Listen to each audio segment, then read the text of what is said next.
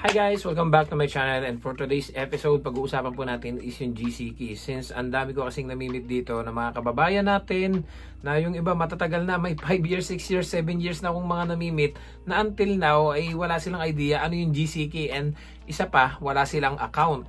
So sabi ko nga kasi sa kanila, why don't they try na mag DIY application na lang para mas makasave po sila. Ang tinanong ko kasi sila, kung may GC key po sila, sabi nila, wala akong alam dyan eh. Hindi ko alam ano ba yung GC key.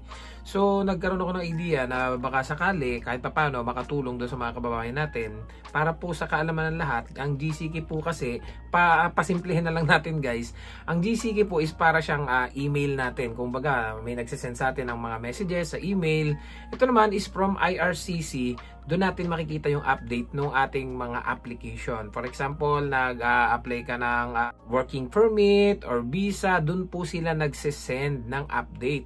So kung may mga kailangan po silang i-request pa sa inyo, or kung halimbawa may mga letters silang isesend sa inyo which is kailangan yung i-print, doon po sila nag-update at doon nyo din po makikita yung progress kung ano yung kinalabasan na, kung halimbawa na-approve na ba, kung halimbawa okay na ba yung visa ninyo. So doon po lahat. Kaya wag na natin patagalin guys. Alam ko excited na kayo kasi yung iba nga matagal na hindi pa rin nakaka-apply ng permanent residency. Unang-una ang problema nila is pera.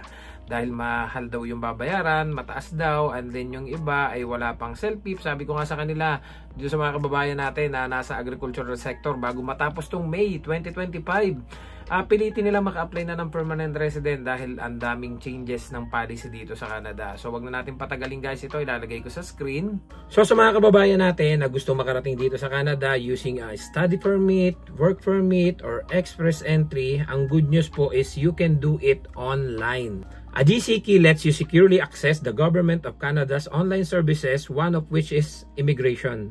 But just make sure na meron kayo nitong mga bagay na to para makapag-proceed po kayo ng application nyo sa IRCC, computer or laptop, and with Adobe Acrobat Reader para ma-view nyo yung application form and also the email address. And make sure na ito pong mga addresses na to from IRCC is nakalabas po sa inyong junk box or sa spam. Kasi madalas po ay nag-i-email na po ang IRCC, hindi pa natin nakikita. You also guys need a scanner, a camera, a smartphone to submit all the digital copies of your supporting documents.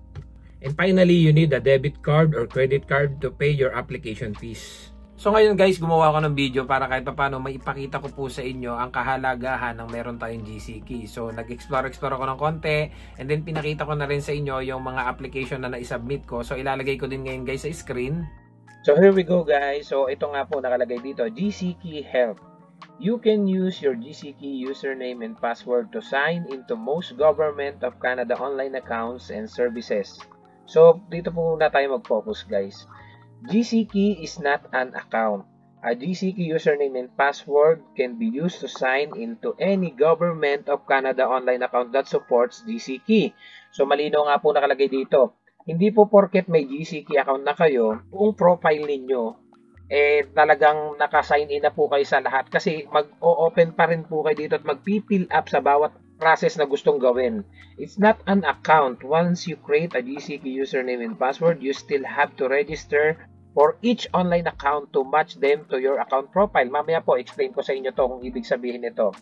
So nakalagay nga po dito, find the accounts or government service you want to use, then select the GC key button. So i-check po natin to, nakalagay dito sa list of all accounts. So open natin sa new tab. Ito guys, nakalagay nga po dito.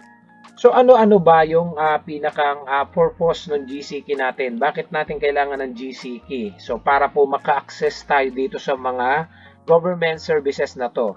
For example, sa Canada Revenue Agency. So sa mga nasa Canada na po, may idea na po sila, alam na po nila to. So kaya napakahalaga na kapag nasa loob ka ng Canada is meron kang GC key account. For example, ito sa Canada Revenue Agency. So dito mo ma-view yung iyong mga taxes sa CRA My Account. So ito po yan. Naka-organize po sa kanila. Yun ang kagandahan dito sa Canada. Magkakaroon ka ng access sa kanilang mga government websites. Canada Revenue Agency. So dito mo ma-view yung iyong tax credit, Canada Child Benefit. So itong CRA account, kailangan din nyo din pong mag-create dito. So panibagong fill up naman po ito ng application na naman. And then dito naman po sa Immigration, Refugees and Citizenship Canada, so ito yung sign in to your IRCC account. So dito tayo nakapokus kasi ito yung kalimitang hinahanap ng iba, yung visitors visas, express entry, works and study permits, immigration and permanent residence program, Canadian citizenship, and more. So dito nyo din makikita guys yung visitors visa, how to apply. So lahat po yan ay dito ginagawa. So na dito po yan, kaya kailangan nyo talaga ng GC key. So, nandito din yung EI reporting, Service Canada, may Service Canada account, GCK helps, and so on and so forth. So, kung may ibang government pa po kayo na hinahanap, i-type nyo lang po dito. Napakarami po kasi nito. Sobrang dami nito. 1 of 89 po ito. Kaya talagang kayo na po yung mag-check. Pero dito po tayo ngayon magpo-focus dahil ito naman talaga yung pinakang importante sa lahat ng mga gustong makarating sa Canada. Itong Immigration and Refugees and Citizenship Canada. So, balik po tayo ulit dito sa GCK.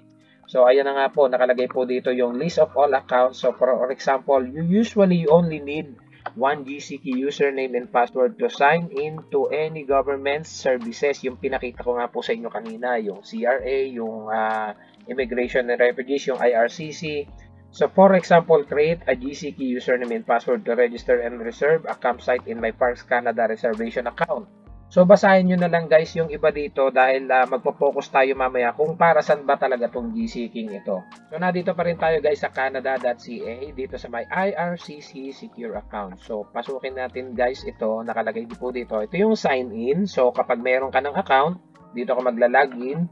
So, create an account para po doon sa mga bago na wala pang GCK. Maglalagay lang po kayo dito ng information ninyo, and then kailangan ng verification doon sa cellphone number nyo and email para makapag-create po kayo ng account. So, since may account na po ako, dito po tayo sa GCK username and password. So, sa mga nakapag-create na po ng account, all you need to do is sign in po and password.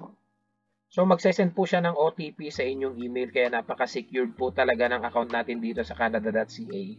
So, makikita nyo guys, nakalagi na po ako sa GCK. So, ito po yung aking account ng GCK. Makikita nyo din dito yung aking application status. Kagaya na lang po nito, nag-apply po ako ng BOWP or yung Bridging Open Work Permit. Ito po yan. So, yung online application ko nung August 11, submitted. And then, okay na yan, na-process na yan. So, yung permanent residency application ko, ito pa rin, ongoing pa rin yung status. So, lahat ng inyong application, pwede nyo pong i-link dito sa inyong GCK account. So, para may idea po kayo, i-check po natin. Ano po yung nakalagay dito? So, tingnan natin po ito sa aking PR application status. Yan. So, lahat po ng detalye, nakalagay po yan dito. So, i-cover ko na lang itong UCI dahil napaka-importante nito. Bawal nyo po itong makita. At itong ating application number and biometrics number. So, makikita nyo po guys dito yung details about your application status. Nakalagay po dito yung review of eligibility. Nakalagay po dito yung status. We are reviewing whether you meet the eligibility requirements.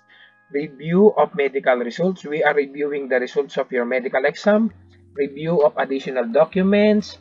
Interview. Nakalagay po dito sa interview. You do not need an interview. We will send you a message if this changes.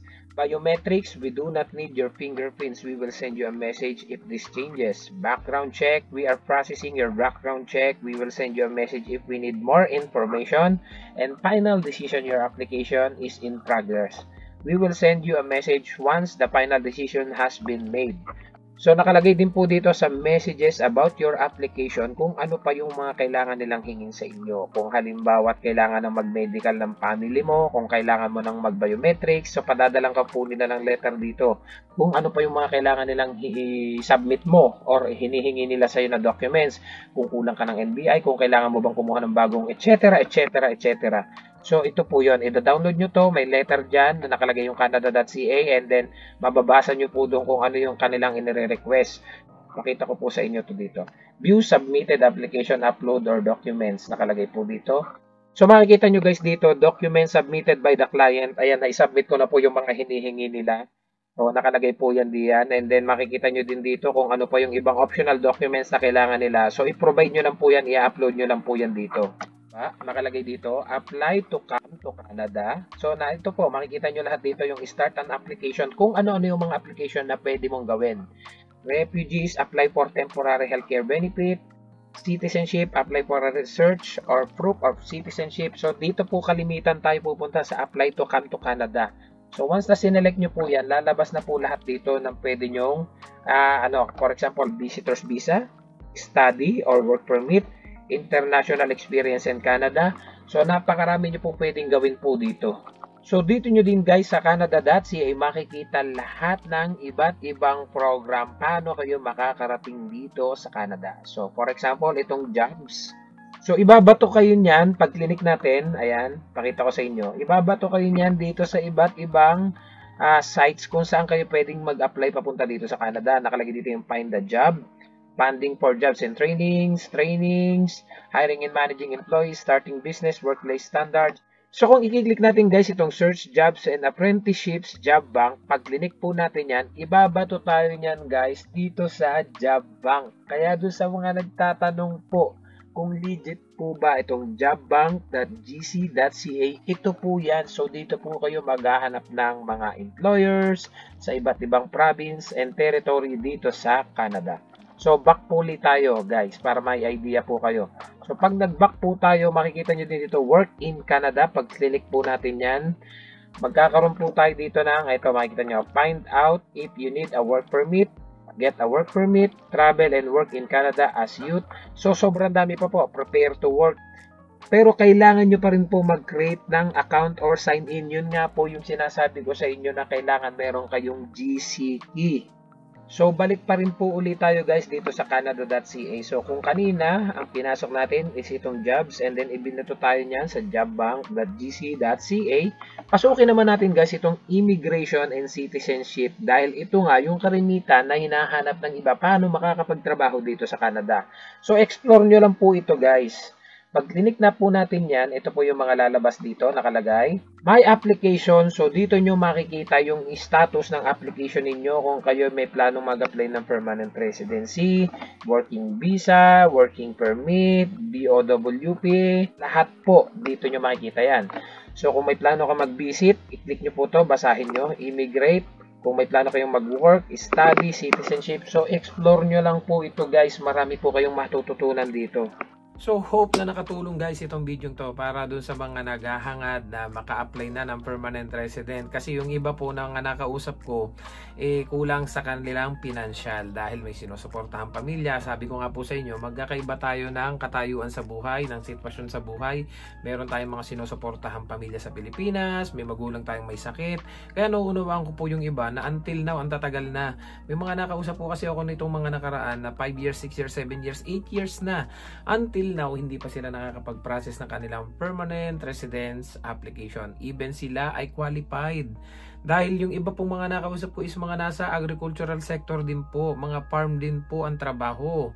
Ay sabi ko nga, ba't natatagalan kayo? Kasi ang problema daw nila, yung iba is yung gastos, tapos yung iba ay wala pa sila, hindi pa sila nakakapag-review ng kanilang CELPIP, ng kanilang IELTS.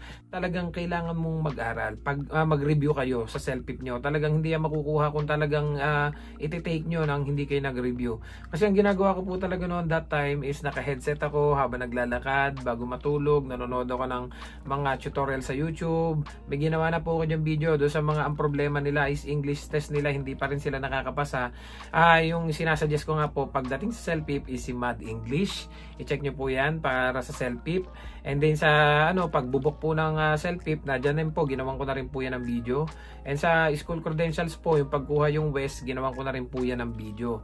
So kahit pa paano guys, sana makatulong sa inyo tong video to. At dun sa mga nag-aalala dahil wala daw silang laptop, ang maisasuggest ko lang po sa inyo, tingin po kayo sa marketplace kahit po halagang $50, $100 na laptop. Yung laptop ko nga po, dead battery na, nahingi ko lang. Pero ang presyo po nito ngayon sa marketplace is $50. Hindi nyo na po kailangan bumili ng $500 or $1,000, $1,500 na laptop para lang po makapag-process ng inyong permanent residency application. Kasi po na-try ko na po sa cellphone, na-try ko na din dito sa tablet natin, sa iPad, hindi po siya ma-view. Kailangan talaga ng laptop. So, kung ang problema nyo naman po is scanner, marami naman po dyan sa marketplace sa second hand. Kung ayaw nyo naman pong bumili, hanapin nyo po ang pinakamalapit na Staples sa inyong lugar. So dyan po, pwede kayong mag-print diyan. Doon sa mga Pinoy store, I don't know, baka meron din dyan.